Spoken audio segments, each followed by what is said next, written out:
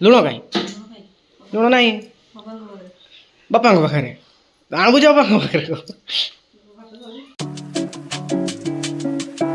Hello सांग मैंने केमती अच्छे सब स्वागत कर नुआ को ब्लॉग को। तो आज हूँ मो चैनल 200 सब्सक्राइबर कंप्लीट हो तो सही खुशी आज घरे किसी स्पेशल बना तो तापाई मु मार्केट को जाऊँ किसी सामग्री आने तो लगी रुहतु मो ब्लॉग रे। तो मुझे जानी 200 सब्सक्राइबरटा बहुत छोट नंबर किंतु मो पाई एटा बहुत बड़ नंबर कहीं मुझे स्टार्टिंग रु परिश्रम करी एक रु आसिक 200 सब्सक्राइबर पहुंची जोड़ा कि मो पाई बहुत बड़। तो चलतु आज ब्लॉग को स्टार्ट करवा। तो चलतु एवं किसी सामग्री आने जावा जोड़ा कि घरे ना आईनी तो जहाँ जो जिनस आने आप जानीपारे जो मुझे कौन जिन बनवाई चाहूँगी।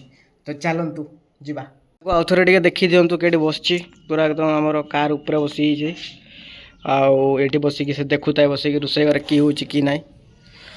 तो चलतु ना जा बाइक धरिकी जल्दी जा जल्दी आसवा कहीं मत प्राक्टिकल भी लिखबार अच्छी बहुत। तो चलतु जल्दी जाइए जल्दी कम सारिबा। तो सांग मैंने देखिपे मैंने मांस नहीं पलि आसी आपण मैंने जानीपे घरे आज किस बना हम आउ देखु मुझी मो सांग अच्छी मो सांग को भी इनभाइट कर घर को। तो तार इच्छा सी आसब कि ना जना ना कि मुझे डाकबार तो डाकी ता इच्छा। तो लगी रुहतु ब्लॉग रे। तो सांग मैंने देखिपे मो सांग आसी आपाची रे मुझे मोर गाड़ी रे। तो यहाँ देखाईगला तार सह। तो यहाँ आम बाहर घर को केमती देखा जान जा चल जा घर। तो यहाँ आम आसिक पहुँची जाइए आम गाँव में माने मो सांग घरे आ देखु से कि जाइए बारिपदा। तो देखु से एक्चुअली जाइए कैरम पाउडर आनापी बेटा केते ग्राम अच्छी केजी 1 केजी नहीं मुझे ग्राम कहूँ हो कि नहीं। तो यहाँ आसीजे आमर ये रजाबसा हाईस्कल छक कैरम खेल पूरा जोरदारिया चलो आटा देखो गोटे छुआटा बस मो सांग देखुं तो देखु था। तो देखु ना आम चिकेन नहीं पहुँचीगला बिले मैंने पांजी केमती आउ। तो हाँ आज आम घर बिरयानी बना हम। तो 200 सब्सक्राइबर हवा खुशी रे आज आम घर बिरयानी हो। तो आग आम बिले मान को देदेबा ना आमको किसी काम करते ही देवे।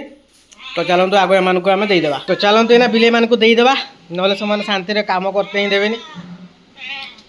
तो एना से देदेले आना से पार्टी करबे। तो चलतु देखिए मार्केट रू किस किस आनली जापर कि बना आज। तो एना मुझे जाइए मार्केट को आनली दही आएगा बिरयानी चाउल आउ। तो जानीपे चिकेन भी आसने आज आम घरे हम बिरयानी। तो यहाँ मेरिनेशन स्टार्ट करवा आउ एना तो बना हेनी कहीं ना भात हो तो भात खाइबा मे बी संध्या बेलू कि राति बिरयानी हम आउ। चलतु यहाँ आमर मेरिनेशन स्टार्ट करवा। प्रथमे आम कि पकाचे माँ हाँ हलदी गुंड पकईदे तापर यहाँ आम कि पकेबा लुण कहीं लुण ना बापा पाखे आणबुझ बापा पाखे भात खाऊँ तो बापा नहीं जाते लुण आउ। तो यहाँ आमर लुण पकेबा लुण पकईदे। तो यहाँ आम चिकेन टे दही पकईदे दही पकईदेकी मेरिनेशन करदे। तो मेरिनेशन काम तो चलती सब जिन तो देखी कौन कौन मेरिनेशन हो तो कुकिंग ब्लॉग नुह। तो मेरिनेशन चलती था। तो मेरिनेशन हिसाब से देखी। तो सांग मैंने चलतु मेरिनेशन तो सरीगला एना मांस को सब रखीदे फ्रिज रे किछ समय आ से भितर एना आम चाउल जो आनी चाउल को पानी रे भिजैकी रखीदे। तो एना आमर गोटा मसला को टिके भाजी देकी ग्राइंडिंग करदे।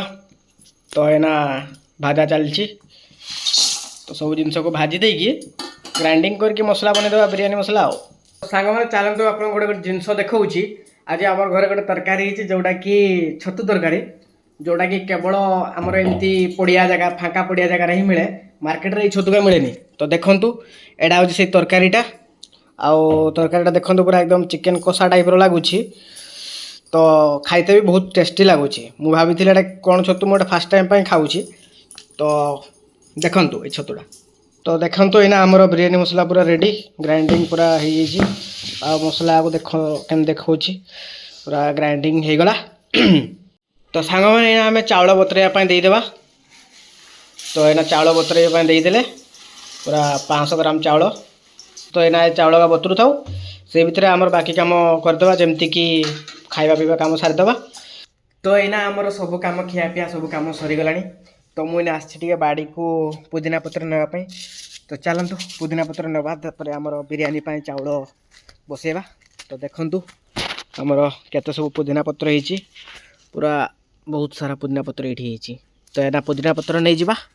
तो देखु एत सारा पुदीना पत्र सब नहीं एना जाकि भात बसईदेवा।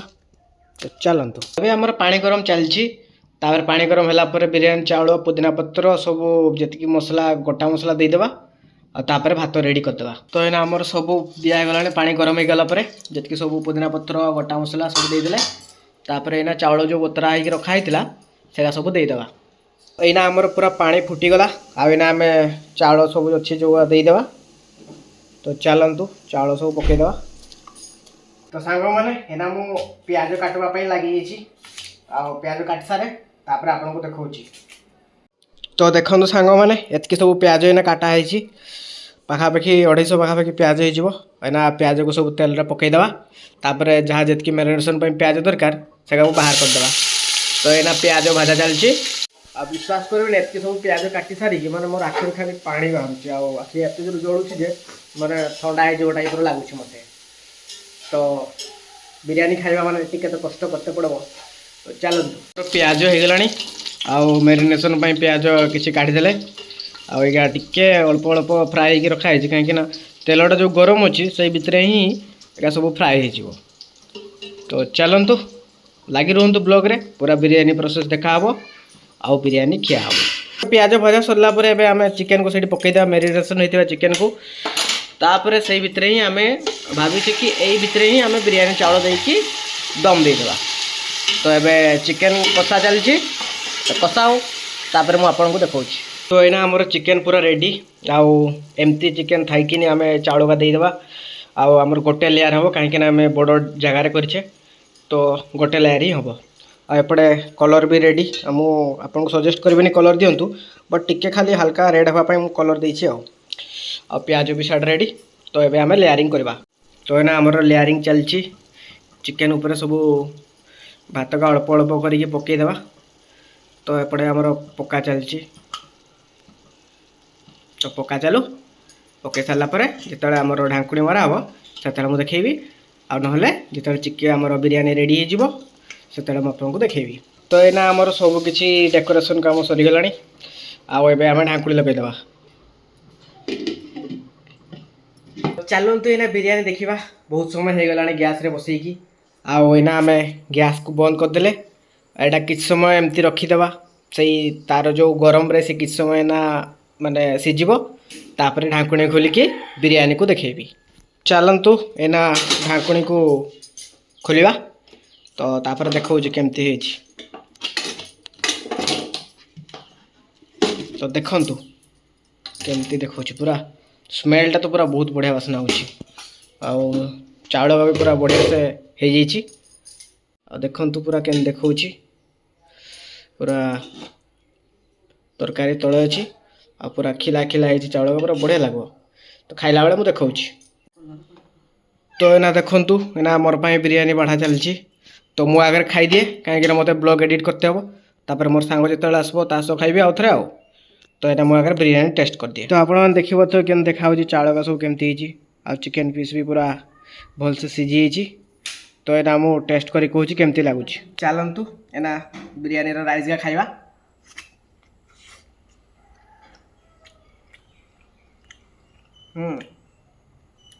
पूरा भल चिकेन पूरा सीझी। तो लगी रुहतु मो सह। तो एना मु बिरयानी खाई सारी। तो देखा नेक्स्ट ब्लॉग रे रही बाय।